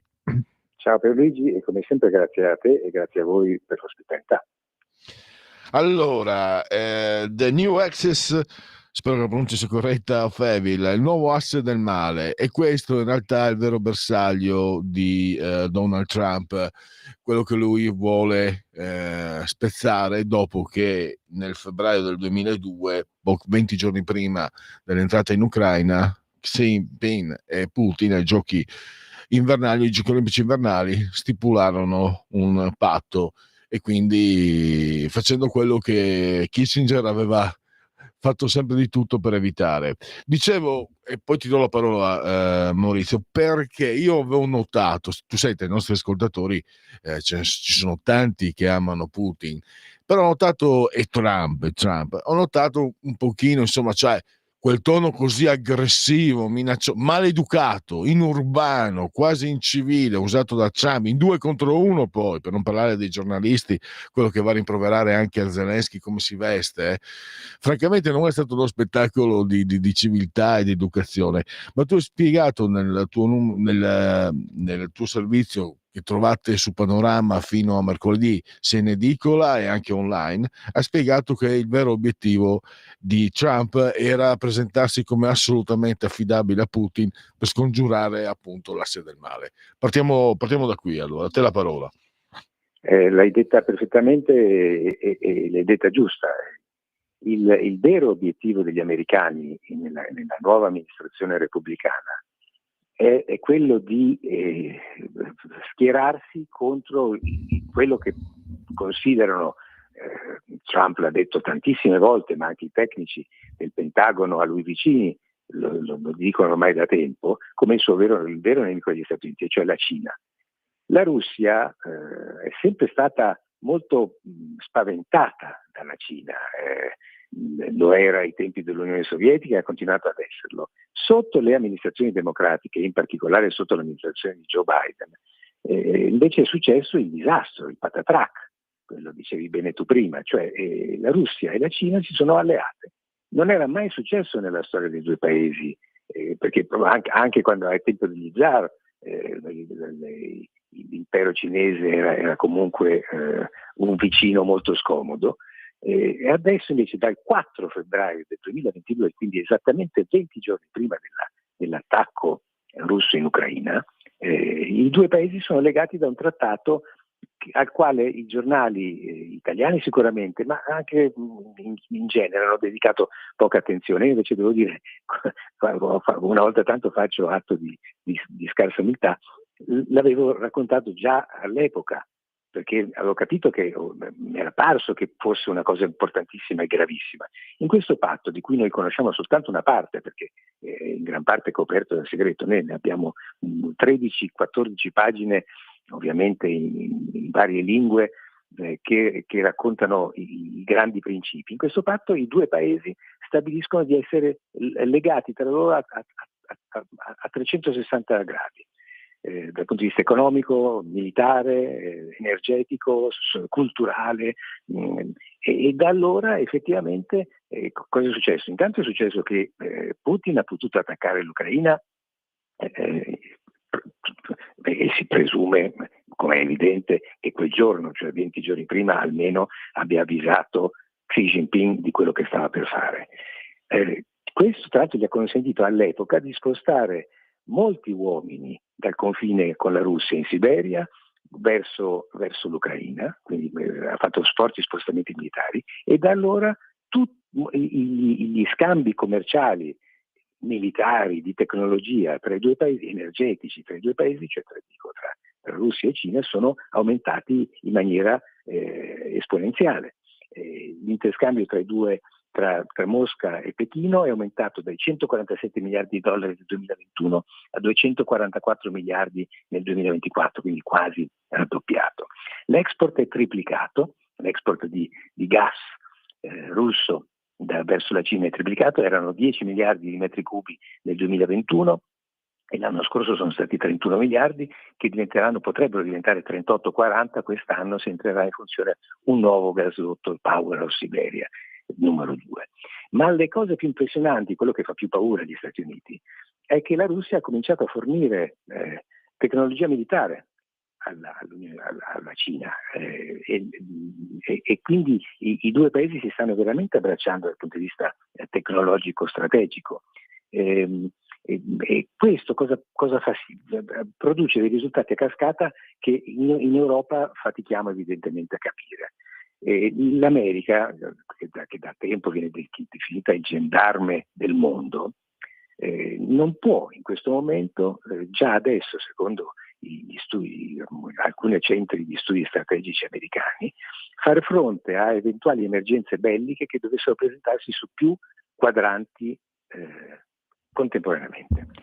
In questo momento quali sono i quadranti militari attivi nel mondo? Sono l'Ucraina, ovviamente, il Medio Oriente, dove c'è il conflitto fra Israele e Hamas, e anche nel Libano, poi c'è l'Iran che fornisce armi e tecnologia militare sia in Medio Oriente sia agli Houthi, e poi c'è Taiwan che è minacciata dalla Cina, ci sono le Filippine minacciate dalla Cina, quindi siamo già a 3 quadranti. L'America in questo momento non è in grado, nel momento in cui dovesse scoppiare un conflitto vero e proprio al di là di quello ucraino, al quale ha partecipato fornendo armi, non sarebbe in grado di fronteggiare la minaccia cinese. Sottolineo che le navi da guerra americane dal 2023 sono inferiori per numero a quelle cinesi. Oggi sono 370 quelle cinesi contro 296. È vero che l'America continua ad avere una supremazia tecnologica, cioè le navi americane sono più potenti di quelle cinesi, quindi sono ancora superiori, ma la corsa produttiva di navi cinesi rispetto a quelle americane è impressionante. Cioè la Cina sta varando un numero di navi che l'America non è in grado di contrastare. Allora io ho detto, Maurizio, scusa, ti interrompo, no? Io ho fatto un'analogia un po' osè, no? Ho detto che il comportamento di Trump con Zelensky è stato come quello di chi regala le caramelle al bambino per andare a letto con la mamma. Però ecco, quali strumenti ha Trump per convincere Putin, per sedurlo, tra virgolette? Allora, uno può essere che forse sono più affidabili gli Stati Uniti o meno pericolosi gli Stati Uniti della Cina, perché la Cina ti fagocita, no? Di solito a sinistra, chi parte da sinistra, per esperienza, per quello che ho visto, di solito non ha alleati, fagocita, li divora, li mangia, e questo potrebbe essere il rischio. Però al tempo stesso guarda l'Occidente, Putin ha sempre preso ceffoni dall'Occidente, dall'Unione Europea, da Biden che lo chiama mai visto. Tu hai sicuramente più esperienza di me, Maurizio, ma io ho un presidente che chiama someone da bitch un altro presidente, per quanto sia, per carità, discutibile, ma figlio di puttana al mondo, davanti al mondo non si era mai visto. Quindi Putin ha le sue ragioni anche per respingere l'avance di Trump, anche perché Putin sa che poi i governi cambiano nell'Occidente, contrariamente invece che da altre parti come da lui, e secondo l'Economist, tu hai riportato anche questa informazione molto importante, la competizione per la supremazia globale durerà ben oltre i 4 anni di Trump. Ecco, allora Putin come si potrebbe convincere ad abbandonare questo abbraccio mortale per gli Stati Uniti e forse anche per l'Occidente? Ma guarda, tu hai già elencato gli elementi plausibili e possibili, e cioè la Russia sa bene che un'alleanza così stretta con la Cina è un pericolo mortale. Però altrettanto bene Putin sa che appunto Trump, o Trump come dite voi che parlate bene inglese, non ha un orizzonte temporale particolarmente lungo, perché appunto la sua scadenza in virtù delle regole democratiche durerà fino a 4 anni, fino al gennaio del 2029. E quindi dopo di lui potrebbe venire un presidente che la pensa diversamente da Trump. Sì, potrebbe venirci anche un J.D. Vance che potrebbe portare avanti le politiche di Trump, ma potrebbe essere nominato anche un democratico contrario all'alleanza con Putin. Questo è un elemento di forza della democrazia, ma che sicuramente un dittatore come Trump vede come un elemento di terribile debolezza.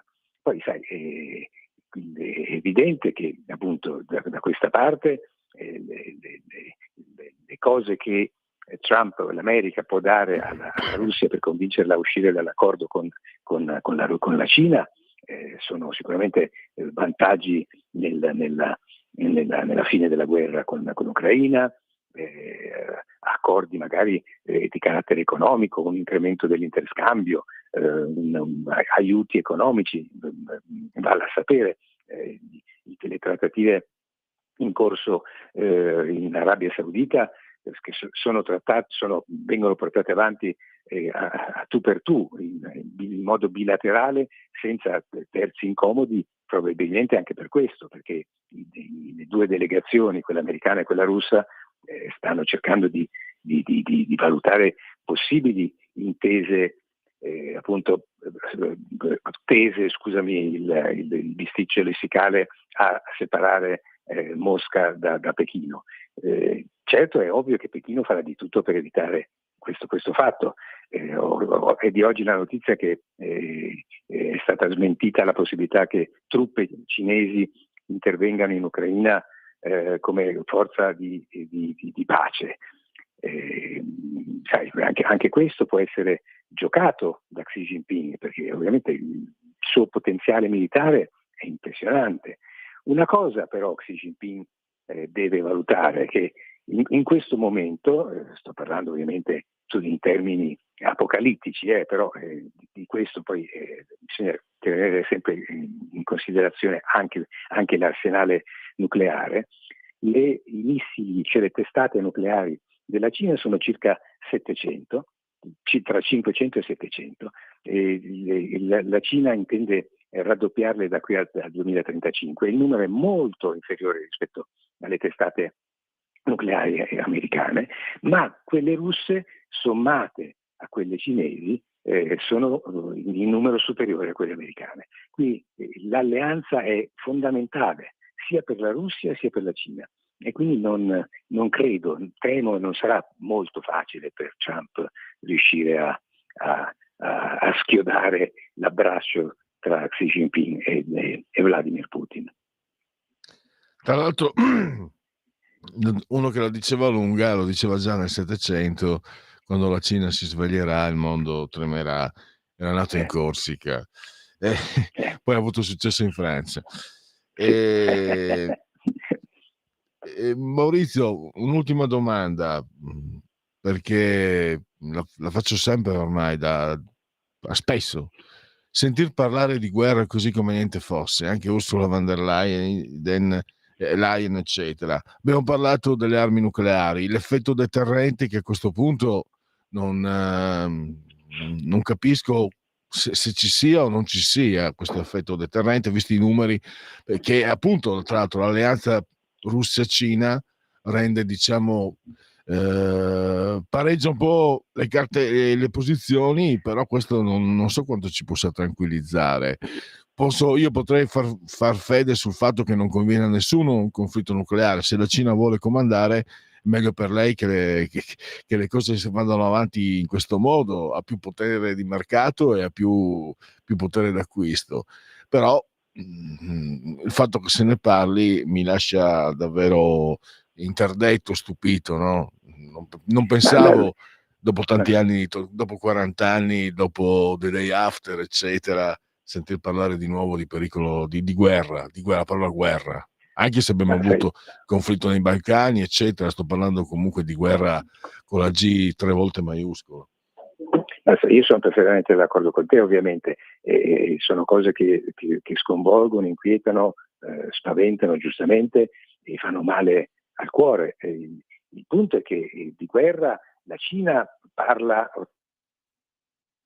il Global Times, che è il giornale ufficiale del Partito Comunista Cinese, dice che il paese deve prepararsi alla guerra con gli Stati Uniti, e lo dice ormai da praticamente 5 anni e continua a ribadirlo con frequenza. Le minacce cinesi su Taiwan sono sempre più forti.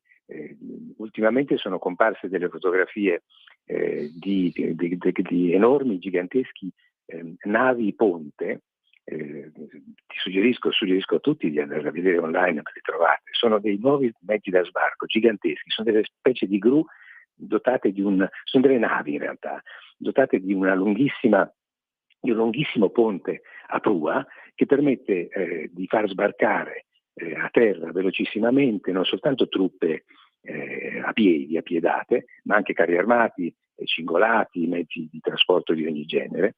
E online trovate piani di invasione, ovviamente destinati a Taiwan, con decine di questi mezzi immensi che spingono a terra appunto le truppe di invasione. La stessa cosa la Cina sta facendo nelle Filippine, dove continua a impadronirsi di piccoli atolli che trasforma in basi aeree, basi navali. L'America, poi in questi casi succede sempre un gioco di rimbalzo che è sempre pericoloso, ovviamente, come ricorderai avvenne nell'incidente della Baia dei Porci, i missili su Cuba e così via. La crisi dei missili.